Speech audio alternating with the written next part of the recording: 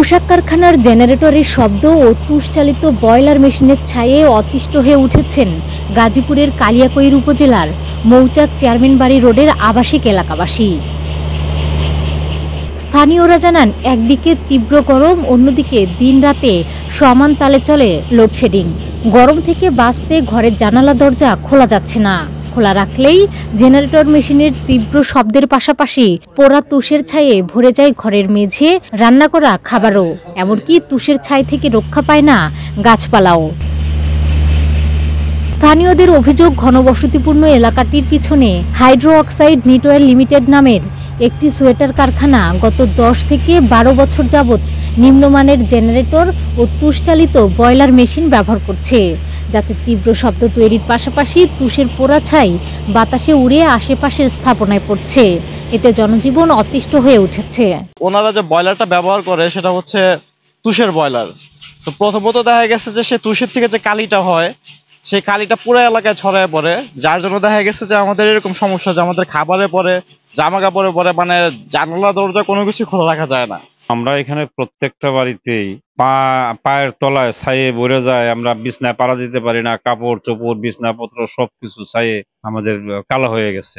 এই জেনারেটরটা যখন ছাড়ে তখন এখানে থাকাটা খুবই কষ্টকর। এতে দেখা যায় বাচ্চাদের মাথা পর্যন্ত ব্যথা হয়ে যায় সাউন্ডে।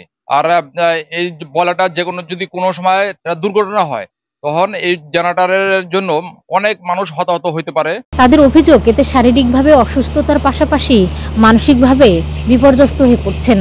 জানালার দরজা খুলতে পারি না, তারপরে খাবার দাবারে ছাই মিশে যায়, চোখে মুখে ছাই লাগে। আমরা কয়েকবার গেছি ওইখানে ফ্যাক্টরিতে, শুধু ওনারা বলে যে আমরা ব্যবস্থা নিচ্ছি, কিন্তু এখনো নিচ্ছে না। 2-3 বছর ধরে আমরা অনেক কষ্ট পাচ্ছি, কিন্তু ওনারা কোনো প্রতিকার নেই। তারপরে আবার এই যে জেনারেটর বসাচ্ছে, এটার শব্দে তো আমরা থাকতেই পারতেছি না, আমরা ঘুমাইতে পারি না, জ্বালানা দরজা খুলতে পারি না। এগুলোর পরিবেশের জন্য আমরা অসুস্থ হয়ে যাচ্ছি। রাতের হয়তো প্রেসার উঠে ঘুমাইতে পারতেছি না। তাহলে এগুলার প্রতিকার কেউ কিচ্ছু করতেছে না। কারখানাটির মহাব্যবস্থাপক ছাই ওড়ার বিষয়টি অস্বীকার করে বলেন, ছাই যাতে না উড়ে সেজন্য ফোয়ারা তৈরি করা হয়েছে। কখনো তাতে ত্রুটি হলে ছাই উঠতে পারে, তবে শব্দ যাতে বাইরে না যায় সেজন্য উদ্যোগ নেওয়া হয়েছে বলে জানান তিনি। বলার থেকে যে কালো ধোঁয়া বের হয়, এটা বিকল্প ব্যবস্থা হিসেবে আমরা ঝর্ণা বানাইছি। উপর ঝর্ণা সেট করা আছে। ঝর্ণার কারণে যেন আশেপাশে কালো ধোঁয়া যাওয়ার প্রশ্ন ওঠে। যদি কোনো সময় ঝর্ণার ত্রুটি হয় তখন গেলে আমরা সাথে সাথে ইঞ্জিনিয়ার মাধ্যমে ওটা রেক্টিফাই করি, আবার চালু করি। 10 বছরের ভিতরে এমন কোনো বেশি আমাদের কাছে কেউ আসে নাই যে কালো ধোঁয়ার কারণের জন্য আমার বাড়ি গাড়ি গাছপালা কাপড় চোপড় এরকম কোনোই নাই। জেনারেটর শব্দের কারণের জন্য আইছে, কারণ বিদ্যুৎ থাকে না। এদিকে লিখিত অভিযোগ পেলে ঘটনার সত্যতা যাচাই করে আইনগত ব্যবস্থা নেওয়া হবে বলে জানান গাজীপুর জেলার পরিবেশ অধিদপ্তরের উপপরিচালক।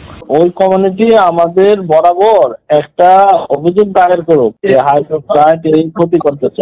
তারপরে আমরা ইনস্ট্রাকশন মডিউল করে একটা টিমের মাধ্যমে গিয়ে পরিদর্শন করে টেস্ট করে মেপে যদি অপরাধ প্রমাণিত হয় তাহলে আমরা পেনাল্টি আদায় করব অথবা তাদের বিরুদ্ধে মামলা করব, আর নাহলে আমরা বন্ধ করব। ডেস্ক রিপোর্ট, প্রতিদিনের বাংলাদেশ।